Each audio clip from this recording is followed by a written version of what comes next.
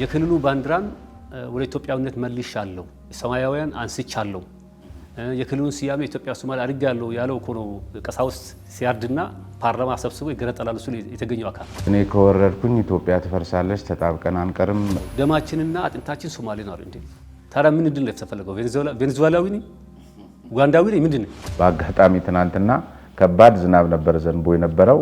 ጎርፍ በጎርፍ ሆኖ ነበር ከተማውና አንተ የብልጽግና ሳክሳም አሉኝ መንገድ ላይ አይተውኝና ያ የዘመርክለት ኮሪደር ልማት ይሄ ነው የሚል ነገር ከጠቅላይ ሚኒስትሩ ጋር ላልከው ህወሓት አዲስ አበባ የሚገባው ሀገር ሊያፈርስ ነው ወይ? ህወሓት አዲስ አበባን የሚቆጣጠር ከሆነ ዳግም ኢትዮጵያ ፈርሳለች የሚል ድምዳሜ አለኝ። አሁንም ዛሬ ያኔ አይደለም አሁንም ዛሬ በሶማሌኛ ሌላ በአማርኛ ሌላ ያወራሉ። ለምሳሌ አማራ ክልል ላይ ሄደው የተናገሩትና ናይሮቢ ላይ ሄደው ደግሞ 150 ዓመት ሲገዛን የነበረን አማራ ቀጥቅጠን ጥለነዋል በሚል በምን ዙሪያ ነው የተለያየ አቋም በሶማሌኛና በአማርኛ ሳንጸባረቅ የሚታየው?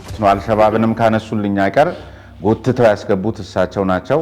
ማንንም ሰው ከተማ ሄደ የኦብነግ አባል ሙስጠፋ ነበር የሚል ሰው አይኖር ከስሙ ጋር ችግር ስላለኝ ነገር ግን የትጥቅ ትግል የደገፍኩባቸው ጊዜዎች ማለት ጅጅጋ ከተማ ላይ የሚኖሩ ሀበሾች ከመኖሪያ ቤት ጋር ተያይዞ ከንግድ ቤቶች ጋር ተያይዞ በግዴታ አስገድደው ሽጥልኝ የሚሉ ሸጠን ካልተገኘን ደግሞ ካርታችን ተቀይሮ ዩኤን ሲሰራ ከነበረ ከነፈርማጆ ከሚያም አላማ ተሰጥቶኝ በኪሼ ይዤ መጣሁት። የኢትዮጵያ ካልተነሳ የብልጽግና አካል አልሆንም ብለው ሶማሊያ ጋር የደም ትስስር እንዳለን ድብቅ ነው እንዴ?